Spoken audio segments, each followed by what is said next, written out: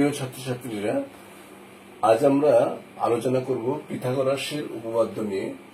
Pythagoras সমকোণী ত্রিভুজের যে তিনটি বাহু আছে, সে বাহু তিনটির মধ্যে একটা সম্পর্ক স্থাপন করেছেন। সেই সম্পর্কটা কি, সেটা ব্যাপারে আমরা আজকে আলোচনা করব। পিথাগোরাস সমকোণী ত্রিভুজের উপর যে তিনটে বাহু, তার মধ্যে একটা সম্পর্ক তৈরি করেছে। সুতরাং সমকোণী ত্রিভুজ কাকে বলে সেটা আমরা আগে জেনে নেই। সমকোণী ত্রিভুজ হলো যে ত্রিভুজের একটি মাত্র কোণ 90 ডিগ্রি বা সমকোণ, তাকে সমকোণী ত্রিভুজ বলে। সমকোণী ত্রিভুজের সমকোণ সংলগ্ন যে বাহুদ্বয়, সে বাহুদ্বয়ের দুটো নাম আছে, একটা হচ্ছে ভূমি, একটা হচ্ছে লম্ব। আর সমকোণীর বিপরীত যে বাহু, সেটা অতিভুজ। কেননা সমকোণী ত্রিভুজের সমকোণটাই হচ্ছে সবচেয়ে বড় কোণ, সুতরাং বড় কোণের বিপরীত বাহু সেটাই হচ্ছে সবচেয়ে বড় বাহু। এ কারণে এই বড় বাহুর নাম এখানে দেওয়া হয় অতিভুজ। পিথাগোরাস যে সম্পর্কটা এখানে তৈরি করেছে সেটা হলো অতিভুজের স্কয়ার ইজিক্যাল টু লম্ব স্কয়ার প্লাস ভূমি স্কয়ার, অর্থাৎ AB square plus AC square is equal to BC square. এইটা হচ্ছে পিথাগোরাসের উপপাদ্যে এটাই প্রমাণ করেছে। এটার ব্যাখ্যা কিভাবে দেওয়া যায়? ব্যাখ্যাটা এইভাবে দেওয়া যায় যে এবিসি ত্রিভুজের প্রত্যেকটা বাহুর উপর যদি আমরা একটা বর্গক্ষেত্র অঙ্কন করি, সেক্ষেত্রে আমরা কি পাবো না, এবি বাহুর সমান করে যদি একটা বর্গক্ষেত্র করি, তাহলে এই বর্গক্ষেত্রের ক্ষেত্রফল হবে বাহু স্কয়ার, বাহু গুণিত বাহু, অর্থাৎ এটা এই বাহুর বর্গক্ষেত্রের বাহুর দৈর্ঘ্য যেহেতু এবি, সুতরাং এই বর্গক্ষেত্রের ক্ষেত্রফল হবে এবি স্কয়ার। ঠিক একইভাবে এই বাহুর উপর অঙ্কিত বর্গক্ষেত্রের ক্ষেত্রফল হবে এসি স্কয়ার, আর বিসি বাহুর উপর অঙ্কিত বর্গক্ষেত্রের ক্ষেত্রফল হবে বিসি স্কয়ার। উনি প্রমাণ করে দেখিয়েছেন যে এই বর্গক্ষেত্রের ক্ষেত্রফল এবং এই বর্গক্ষেত্রের ক্ষেত্রফলের সমষ্টি বা যোগফল যা হবে, সেটা হচ্ছে এই বর্গক্ষেত্রের ক্ষেত্রফলের সমান। তার মানে AC square plus AB square is equal to BC square, যেটাই আমরা প্রমাণ করতে চলেছি। এবারে এই উপপাদ্যটা কিভাবে প্রমাণ করব সেই বিষয়ে আসি। পিথাগোরাসের উপপাদ্যে এবিসি যে সমকোণী ত্রিভুজ, সেই সমকোণী ত্রিভুজটাকে আমরা এইভাবে আঁকলাম, যেখানে এ কোণ সমকোণটাকে উপরের দিক করে আঁকলাম। এই এবিসি সমকোণী ত্রিভুজের উপর আমরা এই সমকোণিক বিন্দু থেকে বিসির উপর লম্ব আঁকলাম ডি। এই অঙ্কনের উপর বেশ করে আমরা প্রমাণটা করব। আমি উপপাদ্যের শুরু থেকে চলে আসি। প্রদত্ত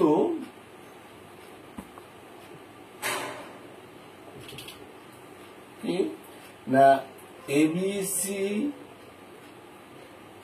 সমকোণী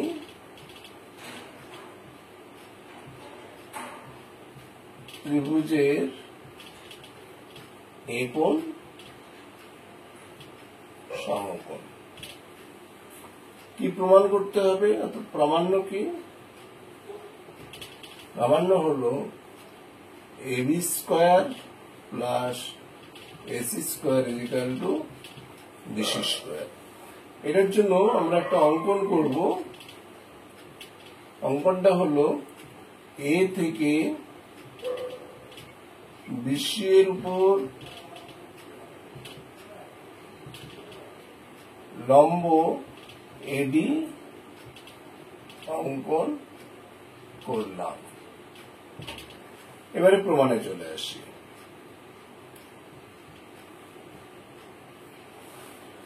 প্রমাণে আমরা এই যে লম্ব অঙ্কন করার ফলে আমরা তিনটে মূলত ত্রিভুজ পেলাম। একটা হচ্ছে এবিডি ত্রিভুজ, একটা এসিডি ত্রিভুজ, আর একটা মূল যে ত্রিভুজ এবিসি।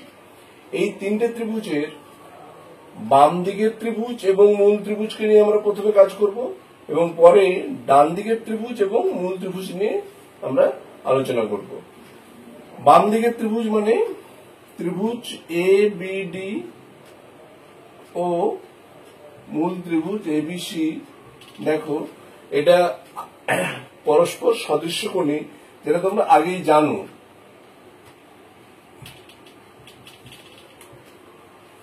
আমি এখানে ছবিতে একটু আলোচনা করে নেই।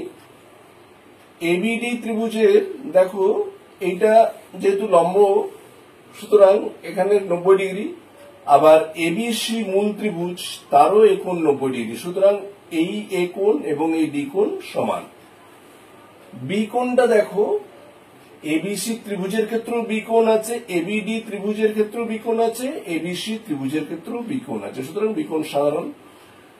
তাহলে যেহেতু ত্রিভুজের তিন কোণের সমষ্টি 180 ডিগ্রি, তার দুটো কোণ যদি অপর দুটো কোণের সাথে সমান হয়ে যায়, তাহলে অবশিষ্ট যে কোণটা পড়ে থাকে ছোট ত্রিভুজের ক্ষেত্রে, এবিডি ত্রিভুজের ক্ষেত্রে এই কোণটা পড়ে থাকছে এবং মূল ত্রিভুজ এবিসির ক্ষেত্রে সি কোণটা পড়ে থাকছে, সুতরাং সে দুটোও সমান হবে। সেই হিসেবে আমরা বলতে পারি যে এবিডি এবং এবিসি সদৃশ্যকোণী। আবার আমরা জানি যে দুটি ত্রিভুজ যদি সদৃশ্যকোণী হয় তাহলে তাদের বাহুগুলির অনুপাতও সমান হবে। সেক্ষেত্রে আমরা করব কি, এই যে এবিডি ত্রিভুজের যে তিনটে বাহু, আমরা তিনটে বাহু পরপর লিখে নিই। অর্থাৎ এবিডি ত্রিভুজের আমি লিখি এবি, তারপরে বিডি, তারপরে এডি। এবারে এবির নিচে অনুরূপ এবিসি ত্রিভুজের একটা বাহু বসাতে হবে। কিরকম বাহু না, এবিডি ত্রিভুজের এবি বাহুর বিপরীত কোণ হচ্ছে ডি কোণ, অর্থাৎ 90 ডিগ্রি। এই 90 ডিগ্রি মূল ত্রিভুজ এবিসি ত্রিভুজের এ কোণের 90 ডিগ্রির সাথে সমান। এই 90 ডিগ্রির বিপরীত বাহু হচ্ছে বিসি, সুতরাং এবির নিচে আমি লিখব বিসি। ঠিক একইভাবে বিডি বাহুর বিপরীত কোণ হচ্ছে এ কোণ। এই এ কোণ মূল ত্রিভুজ সি কোণের সাথে সমান, সি কোণের বিপরীত বাহু এবি, সুতরাং এখানে লিখব এবি। এডি বিপরীত বাহু বি কোণ, বি কোণ কার সাথে সমান, মূল যে ত্রিভুজের বি কোণের সাথে সমান, সেই বি কোণের বিপরীত বাহু হচ্ছে এসি, সুতরাং এটা এসি লিখব। এবারে দেখো এই তিনটে রিলেশনের মধ্যে কোণ দুটোকে নিয়ে কোণাকুণি গুণ করলে একটা স্কোয়ার এলিমেন্ট পাবো। দেখো সেক্ষেত্রে এবি এবি এই দুটো কোণাকুণি গুণ করলে স্কোয়ার এলিমেন্ট পাবো। সুতরাং আমরা পিথাগোরাসের উপপাদ্য প্রমাণের সময় এই দুটোকে নিয়ে আমরা কাজ করব, এটাকে নিয়ে কাজ করব না। সুতরাং এটা লেখার দরকার নেই, কিন্তু পরীক্ষা হলে তুমি সবগুলো স্টেপ বাই স্টেপ লিখে নিয়ে তুমি এই দুটোকে নিয়ে কাজ করতে পারো। এবার এই দুটোকে যদি আমি কোণাকুণি গুণ করি তাহলে কি দাঁড়াবে, AB square is equal to BC into BD. এটা 1 নম্বর। একইভাবে এই ডান দিকের ত্রিভুজ মানে ত্রিভুজ এডিসি আর মূল ত্রিভুজ এবিসি, এরাও সদৃশ্যকোণী। অতএব বাহুগুলোর অনুপাত সমান হবে।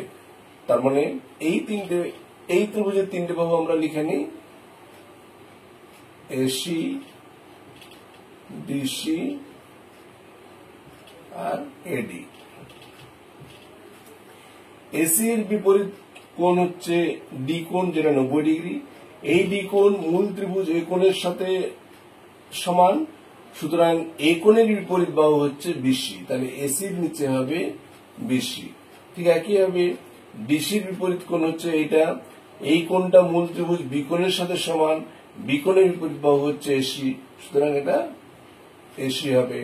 একইভাবে এডির বিপরীত কোণ হচ্ছে সি কোণ, সি কোণ হচ্ছে মূল ত্রিভুজের সি কোণের সাথে সমান, সি কোণের বিপরীত বাহু হচ্ছে এবি, সুতরাং এটা এবি লিখবো। এবারে ওই একইভাবেই দেখো এই দুটোকে নিয়ে যদি আমরা কাজ করি, সেক্ষেত্রে এসি একটা এসি স্কোয়ার আমরা পাবো, অর্থাৎ স্কোয়ার এলিমেন্ট পাবো। সুতরাং এই দুটোকে নিয়ে আমরা কাজ করব, আর এটাকে নিয়ে এটা কোনো কাজে লাগবে না। সেক্ষেত্রে কোণাকুণি গুণ করলে আমরা পাবো AC square is equal to BC into DC. এটা 2 নম্বর দিলাম। এরপরে 1 প্লাস 2 করে পাই কি না AB square plus AC square is equal to BC into BD plus DC into DC is equal to দেখো দুটোতেই বিসি আছে, সুতরাং বিসি কমন নিলাম, বিডি প্লাস ডিসি, সুতরাং BC into BD plus DC, দেখো বিডি প্লাস ডিসি মানে BC লিখতে পারি, মানে BC into BC is equal to BC square. তাহলে এটাই হলো পিথাগোরাসের উপপাদ্য, আমরা প্রমাণ করলাম।